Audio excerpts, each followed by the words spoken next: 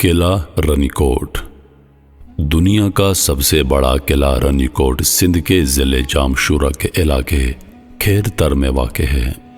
اسے ملحقہ دیوار جو کہ کسی حد تک دیوار چین کے مانند ہے۔ اس دیوار کی لمبائی 32 کلومیٹر 20 میل ہے اور اونچائی 30 فٹ ہے۔ بعض لوگوں کے مطابق اس دیوار کو سکندر اعظم، چندر گفتہ غوریہ، چچ سومروا کروڑا اور ٹالپور حکمرانوں نے تعمیر کیا ہے۔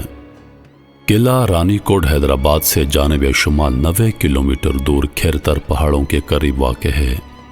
جی ایم سید کا آبائی قصبہ سند جانب قلعوں میں ایک ہے۔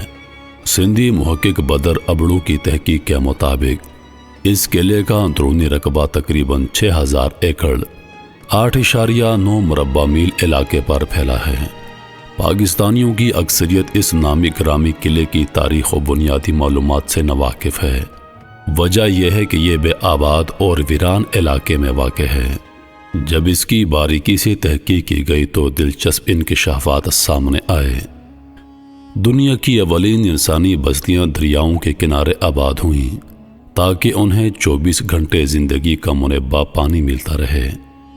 علاقہ کھیرتر میں ایک بڑی ندی اب رانی کوٹ ندی کے کنارے بھی 5000 سال قبل امری نامی بستی کی بنیاد پڑی، جس کے آثار قدیمہ قلعہ رانی کوٹ کے قریب ہی واقع ہیں۔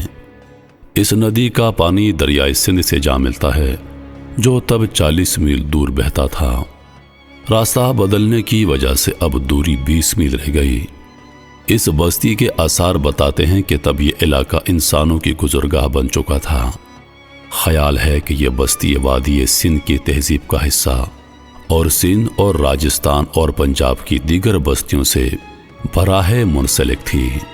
80 قبل از مسیح میں یونانی باختری سندھ پہ حکومت کر رہے تھے۔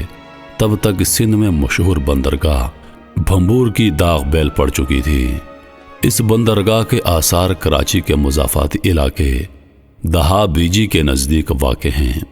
انہی دنوں ایرانی نژاد قبائل سیتھی ساگا کا افغانستان میں اپنی سلطنت قائم کر چکے تھے۔ 70 قبل از مسیح میں سیتھی کندہار کے راستے ہندوستان پر حملہ آور ہوئے۔ بلوچستان پہ قبضہ کرتے وہ سندھ پہنچے تو کھیرتر کے پہاڑوں میں سیتھی اور یونانی باختری لشکروں کے درمیان جنگ ہوئی۔ یہ امر بھی واضح کرتا ہے کہ علاقہ کھیرتر تب تک تجارتی قافلوں اور افواج کا راستہ بن چکا تھا، کیونکہ بلوچستان، سندھ، پنجاب اور راجستان کی کئی گزرگاہوں کا وہاں سنگم ہوتا تھا۔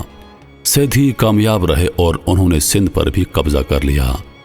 تاہم مشرقی ہندوستان پہ حکمران ایک اور ایرانی نژاد قبائل پارتھیائی ان پہ حملے کرتے رہے۔ اسی دوران ایک اہم عالمی تبدیلی رونما ہوئی اور عظیم سلطنت روما وجود میں آئی۔ جلد ہی وہ اس زمانے کی اکلوتی سپر پاور بن گئی۔ تمام سپر پاورز کے مانند رومی بھی دنیا جہان کے لگژری اشیاء اپنے ہاں منگوانا چاہتے تھے۔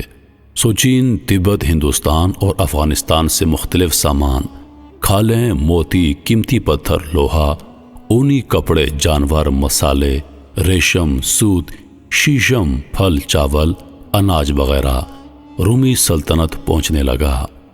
بدلے میں چینی، ہندوستانی اور افغانی سونے چاندی کے برتن، گلاس، سکے، شراب اور مختلف رنگ در آمد کرتے۔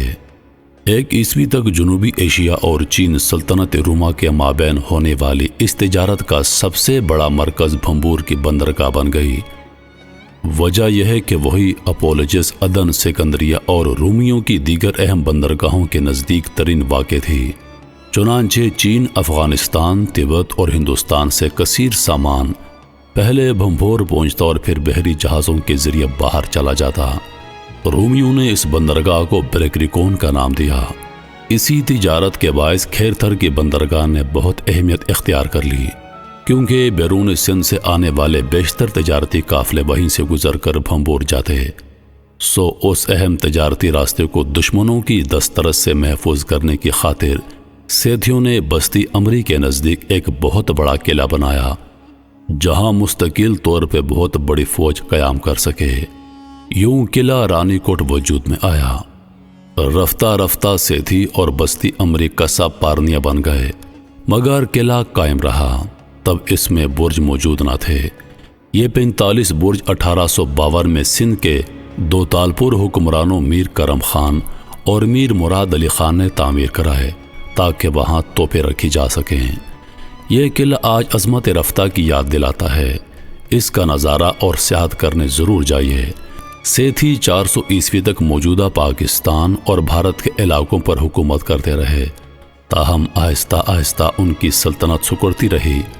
آخر چندر گپت موریہ نے ان کی حکومت ختم کر ڈالی، مگر سیتھیوں کے آثار ختم نہ ہوئے۔